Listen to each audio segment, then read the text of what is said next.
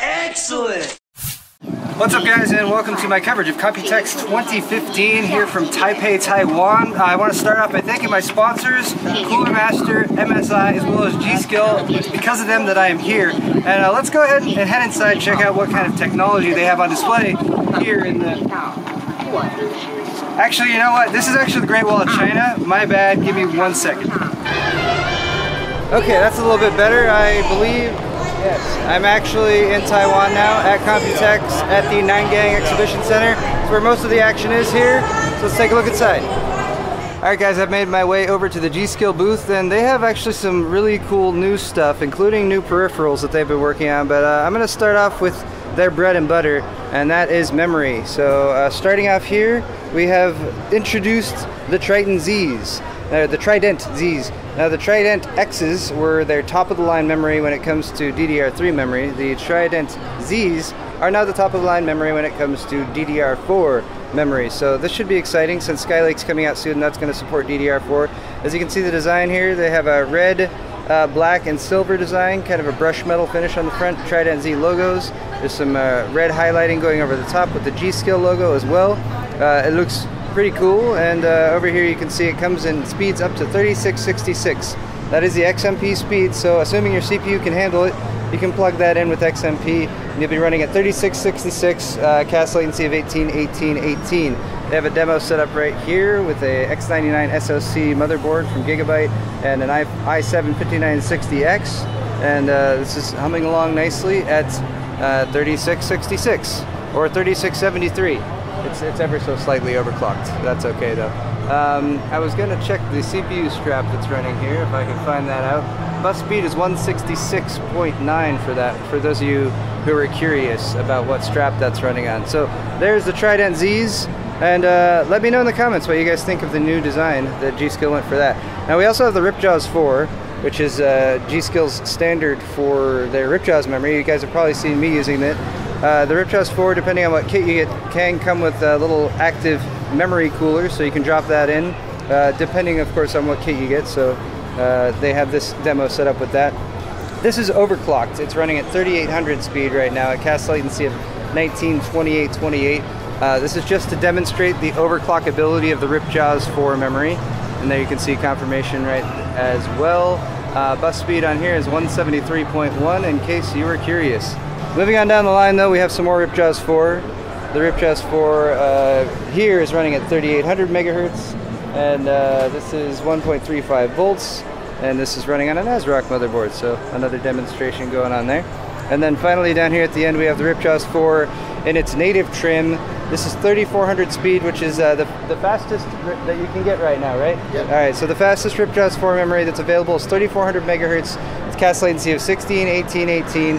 And again, that is an XMP setting, so you can plug that in with XMP and get yourself running right out of the box. This is running on an MSI X99S M-Power motherboard, and just for confirmation, there we go, DDR4 3400. But that's not all. We've talked about memory speed. What about memory capacity? How about 128 gigs memory capacity? For those of you who have been watching all the Titan X's that have been going out with, and people who are like, there are people who have video cards that have more memory than I do. Well, this is the answer to that. 128 gigs, Ripjaws 4 kit, DDR4 3000 at cast latency 14.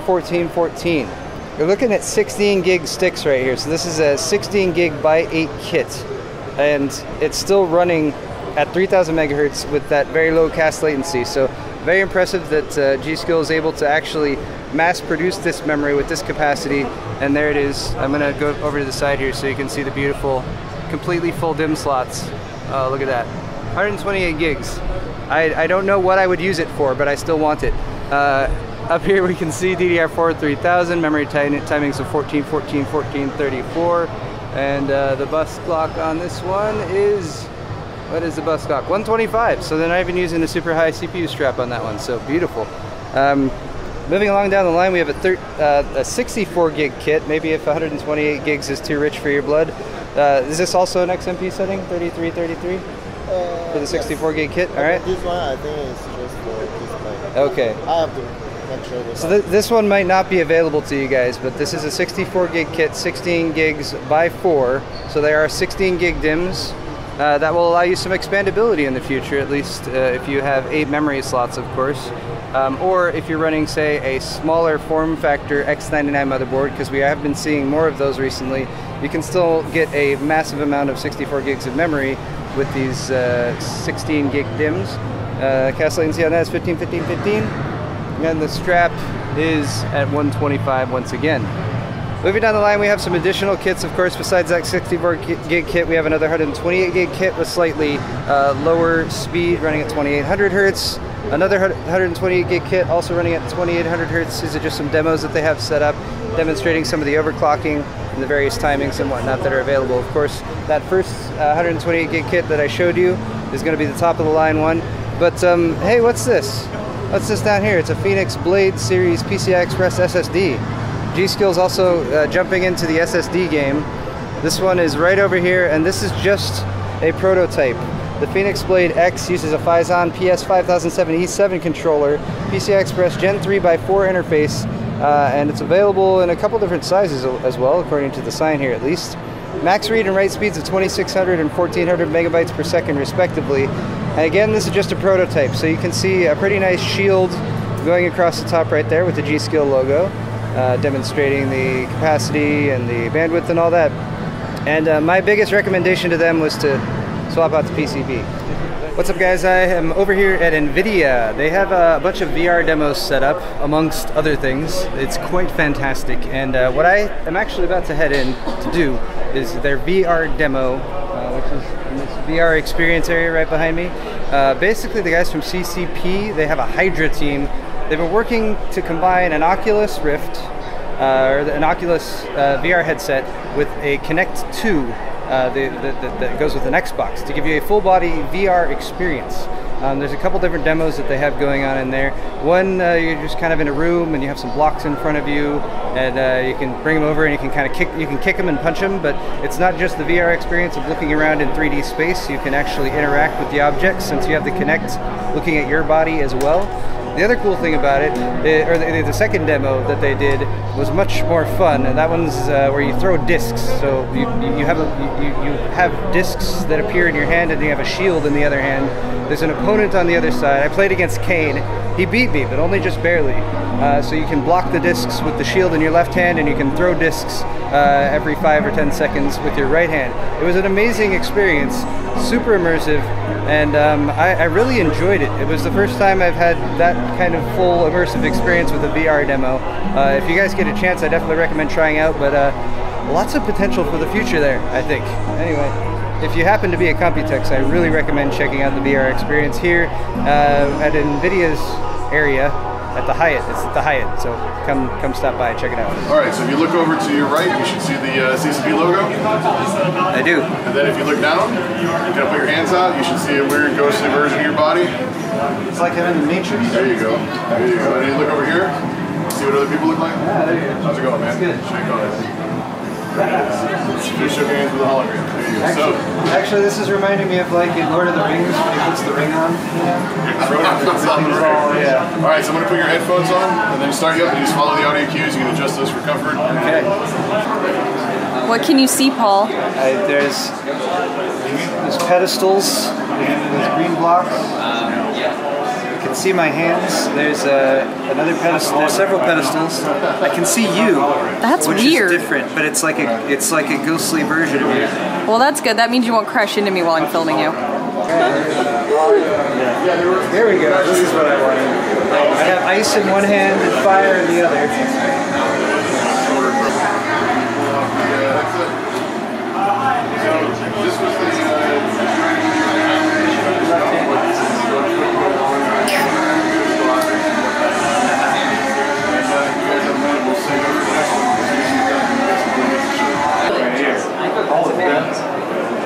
Aha!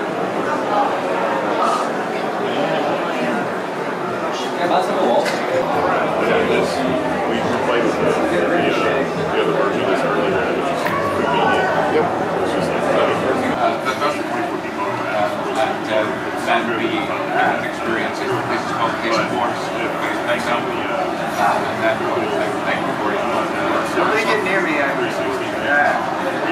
trap kind of like a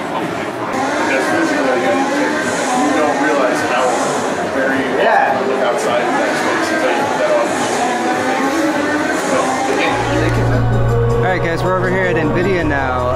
Now I already talked about a lot of the new stuff they have when it comes to like their 980 Ti, of course, and some of the new technology, but this is an actual demo, and it's really cool. So we're going to talk with Tom Peterson here in just a moment.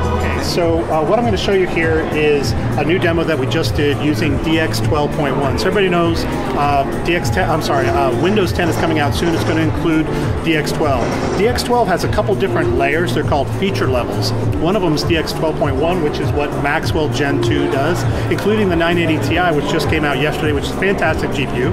What I'm going to do is show you a little bit of the features of DX12.1. So to begin with, we're looking at a demo that is primarily showing you shadow, okay? So let's look at the ground right there. That's what I would call a traditional shadow. It's using, just a normal shadow map, and it's a very harsh shadow that everybody knows is not realistic. So a couple of years ago, technology was invented called soft shadows. And what soft shadows do is basically they blur the edges. They're not really simulating anything. They just say, hey, if it's a shadow, let's blur it. What we're doing with DX12.1 is now ray tracing shadows. So we're using a technology called conservative raster. And what conservative raster does is, imagine there's a light source up here that's lighting this mech. We're going to generate effectively a plane that's sort of going to block the light that we're going to simulate in real time this edge effect. So it's an actual sort of like simulating what light would do. And it actually works not just with the ground, obviously it's working with the mech as well. So if we kind of dive in here, we're looking at, these are the real shadows, but if you did a hard shadow, let's see if we can find like a shitty hard shadow somewhere. Like, I don't know, maybe right in there somewhere. And then if I go to soft shadows, you can see, all right, so let's come back here as hard. So right through here, you can see that kind of like weird black edge. It looks very, very fake. If you do soft shadow, you blur it, which is better, but then when you do a ray trace shadow, all of this like brown darkness in here is correct based on the incident light. And you can see down here on the ground, the shadow is sort of more distinct, closer to the leg, and it blurs out as you get further and further away. So that is using conservative raster. It's part of DX12.1. The next feature I want to show you is a sparse fluid simulation. So to start off with, let's do non-sparse. So all of this smoke, it's coming from the rocket that's being launched on top. It's coming from the ground. There's these smoke emitters. This is doing a fluid simulation. Now the fluid simulation in real time is very, very numerically intensive. So imagine that all the smoke coming off of that rocket is being simulated in a 3D mesh. With sparse fluid simulation, we can actually dramatically improve the performance of those fluid simulations. So you can start using smoke and fire and all kinds of fluids much more liberally in a DX12.1 application. But it relies upon a technology called 3D tiled textures. And what that actually allows, 3D tiled resources. What that allows us to do is sort of create a voxel form of either a texture, but you can use that third axis for really any parameter. It's a cool part of DX12.1, and it allows us to run real-time fluid simulations. Now the last thing I want to show you is another form of, I'll call it sort of another approximation ray tracing. So we're looking at this mech, and I'm going to start off with screen space reflection off. So look at this surface. There's obviously light coming down. It's hitting this surface, and it's reflecting, but it's not affecting the rest of the mech. When you turn on screen space reflection, let's look right in here. You can see that that is actually a metallic surface, like looking right through here. That's the mech reflecting onto itself, and it gives you this real metally look. If I turn that off, you're back to sort of what a prior generation game would have looked like. This is again with screen space reflection on, so you can see that really cool metally look. And that's all, again, relying on a type of simplified ray trace. Okay, so what do you think? It's beautiful. Not too bad, right? Can we run the simulation a little bit so we can see some animation? Run it. And I'm going to back up a little bit. Let's see if we can get the guy to fire. So you can see the red is interacting with the smoke and it's reflecting on itself. Let's kind of come over here. See this dude kind of fire maybe? Yeah, he's a little finicky. Come on, baby. Give it to me. He's sleeping. He went to sleep. Come on, buddy. There he goes. Here we go. Fire. There we go. You can see how the rockets illuminate the smoke, and the blue reflects on the neck. It's really just a beautiful sort of illumination technology demonstration. Tom, real quick question for you. Yeah. If people want this, yes. I mean, this is a tech demo, of course. But if people want this type of technology with NVIDIA graphics cards, which series do they need to go for? So this is using DX12.1, which is part of our Maxwell family, and our Maxwell family Gen 2, which means it's GTX 980 Ti, which we just launched. It's Titan X. It's also 980 and 970. Okay. Anything in the mobile market? 980 and 970M, I believe, although I'm not 100% sure on that. Okay, beautiful. Thank you very much, Tom. You're welcome. Ladies and gentlemen, as you may know, MSI is one of my proud sponsors for Computex 2015, and I hit them up to say, hey, show me the products that you're most proud of that you want me to share with other people in my Computex coverage, and this one came to mind right away. This is a new notebook from MSI. The model is the GT72 2QE Dominator Pro G-Sync, as you can maybe tell right there. It is MSI's first ever G-Sync capable monitor. It's running the 3 monitors in the background. It's also running, well, that's just playing a video in the foreground. It's got some stylish designs here, kind of limited edition MSI design here on the front with the dragon. It even has a red back cover, which looks really cool, and it's got like the dragon's eye lights up. That's super sweet as well. So you can get this with 5th generation Core i7 processors. I believe it's also available in mobile i5 versions, GTX 980M with 8 gigs of GDDR5, and of course that beautiful, beautiful G-Sync capability, which synchronizes the frame rate between the monitor up here, which is 17-inch by the way, 17.3-inch I should say, and the GPU that's integrated down here to provide you silky smooth frame rates. So check it out, guys, the GT72 2QE Dominator Pro G-Sync from MSI.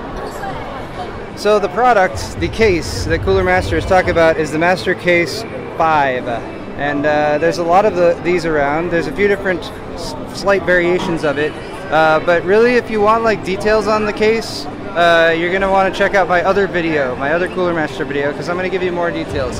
What I'm going to talk about in this video is what's actually going on at this booth, which is a bunch of like maker type stuff, modifications and that kind of thing that people have been doing with the Master Case 5 in order to actually use it. So as you can maybe see right here, this one's outfitted with a ton of hard drives and a Quadro card, and of course a Cooler Master air cooler, because what they're doing is 3D printing. Exactly. They have a tri-arm 3D printer. I know that's the wrong term for this, but they've got it all set up and they're printing some Cooler Master badges. It's pretty sweet. They've got another system over here, which is doing something Cooler Master is somewhat well known for, making alcohol. Yay, that's right. So this is Kaiyu Cam and Yukai Tai's Master Case 5. It's basically made into a cocktail robot. Yes, that is correct. The robot is using Cooler Master pumps to mix drinks in these bottles down here.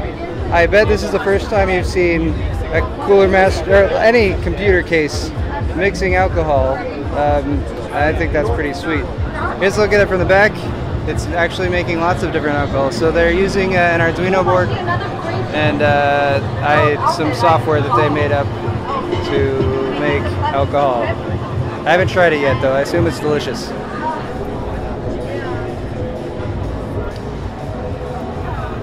And over here we have, working very hard, this is Ron Lee Christensen, friend of Lee Harrington's.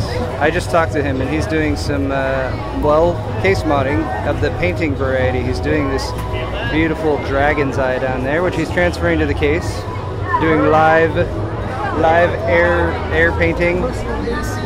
And they've just added fans to their station, which they're very happy about. Hey, it's a Cooler Master booth. They're all about cooling, right? You can see all the equipment that they have over here. Many, many different types of paints. They're using some acrylic paints, water-based acrylic, I believe, if I'm not mistaken. And well, who's that over there? That's Lee. It's Lee Harrington. I didn't even tell him I was going to make video of him. I didn't warn him. All we've been doing actually is kind of giving Lee a hard time because he broke a piece of acrylic. But it's okay, right, Lee? We'll survive. There's more acrylic on the way, if I'm not mistaken. So Lee is a master modder extraordinaire. If you guys have not ever heard of Lee or seen any of his work, you should. PC Junkie Mods is his website, so go there and check out his epic builds because he loves building computers. And you're getting a shop soon, right, Lee? Yeah, the week after Computex. Oh, that's beautiful. Lee's gonna have a shop. He's gonna really be upping his case modding game. I'm very excited. With mainframe. Oh, with mainframe. Beautiful. We're gonna split top. Oh yeah. So even better. Big news. So PC Junkie Mods and Mainframe Custom. They do sleeving and lots of other modding stuff for PC. So check that stuff out too. All right. Here's Lee's work in progress again with the Master Case 5. He's doing crazy modding because that's what he's all about. Oh look, we even have guest case modders doing some airbrushing right there. Airbrushing is the word I was looking for earlier. Moving along though, look, a wall of hardware and stuff like that. I wanted to show you guys these builds down here. This is the Game of Thrones build in the half stacker. Cooler Master does lots of case modding competitions, and this was actually we have several of the winners here. So Game of Thrones mod. I mean, I don't know what any of the hardware in there is, but that's a freaking sweet case mod.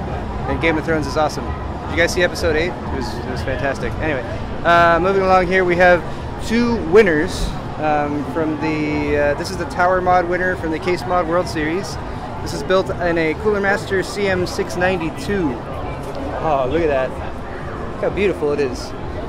It's modified so much you barely even know what's there. Look at this. There's this like extra piece of armor paneling like over the motherboard, and the fans all painted brown. And there's some, I believe, let's see, there's some acrylic or PETG tubing in there. So they got it water cooled. The actual reservoir is going across the top right there. Super sweet. And that was by the modder whose name is Crow. Won the Case Mod World Series. Over here we have the Scratch build winner, which means it's not made out of a case or anything, but it's of course still got the Cooler Master logo. This one is just, look at that, that's beautiful. White and blue LEDs all around. There is an MSI motherboard in there. It looks to be, oh, well that's an X99 board, but I think they're missing some memory there. They're running in triple channel mode. Someone must have borrowed a stick of memory or something like that.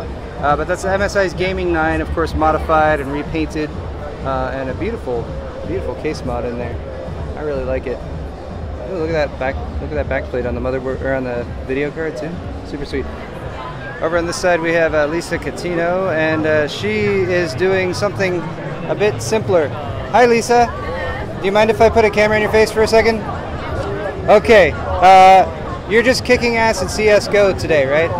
Okay, that's all. Just wanted to confirm that. I've been explaining everything that all the other people are doing with their systems, which is all pretty out there, but just playing video games. Actually, I'm testing also the games they're creating. Oh, you're testing the games that they're making over here? Because they're making games at the same time. Thank you very much, Lisa. I'm going to move over here. There's Lisa's system that she has set up. And speaking of making games, over here is Dave Cooper's area. And although he has stepped away for a moment, Dave Cooper is a great hype man. He was at the party last night doing crazy things. He's actually designing a game right now, on the fly. Live game design. That's it right there. And that's his system that he has set up, configured, of course, in the Master Case 5, with a bit of a simpler array of stuff going on there.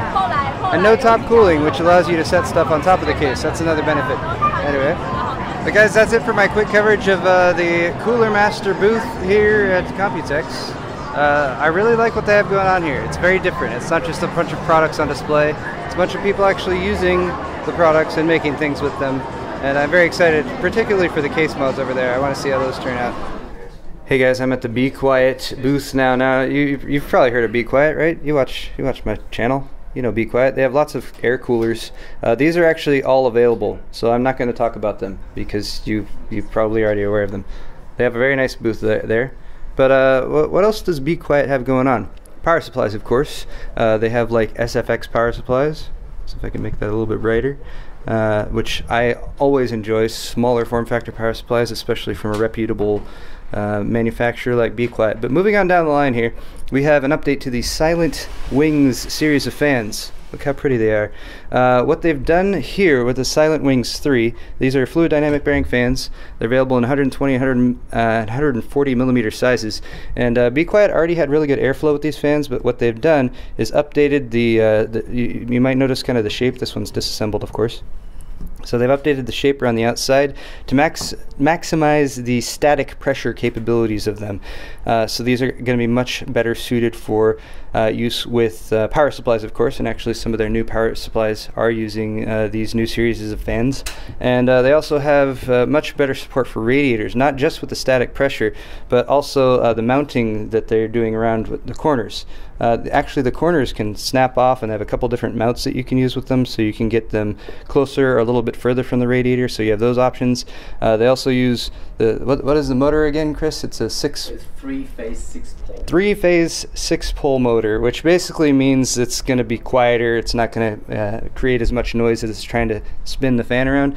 And also, they can spin with only 0.4 volts, if I'm not mistaken, or 4 volts. Okay, 0.4 is maybe a little bit too aggressive. But that means you can run them really, really low speeds. They're 4-pin PWM capable. And keep an eye out for the Silent Wings 3. These new products I'm talking about are going to be available probably later this year, September, October timeframe. Okay. Now, apart from the Silent Wings 3, we also have a new case from Be Quiet. This is the Silent Base 600. That's right, 600. You might have seen the Silent Base 800. I did a build with that. The Silent Base 600 is a much lower price point. It's coming in at just under $100, 99 bucks. Again, should be available around September, October timeframe. What they've done is they've used the same internal frame that the SB800 used, but they've removed a few pieces here and there. So you're going to get a 140 millimeter intake and 120 millimeter exhaust. You're not going to get those fancy feet that the SB800 came with, but you're going to get it at a lower price point, and it's still going to be able to fit all of the componentry and whatnot that you saw with the SB800. Minus that water bottle back there. That doesn't come included. Actually, none of this stuff inside comes included. This is just a full build, so you can see what's going on there. And one last thing to point out here, the Silent Base 600 that I was just talking about does come with a windowed side panel version. You can get it with a solid side panel as well, but Be Quiet has also, in response to fan demand, come out with a windowed side panel that's available for the Silent Base 800. So you can actually get that straight from them if you're interested. And they use I think it's a double laminate on there, which sounds fancy and makes it better. Anyway, that's all for Be Quiet. Okay, Wendell, help me do an outro, or just close off the segment. Wendell has their last product that they have here, specially made for the show. Apply directly to the heatsink for a burst of extra cooling. Or wait, no, was it applied directly to the throat? Beautiful.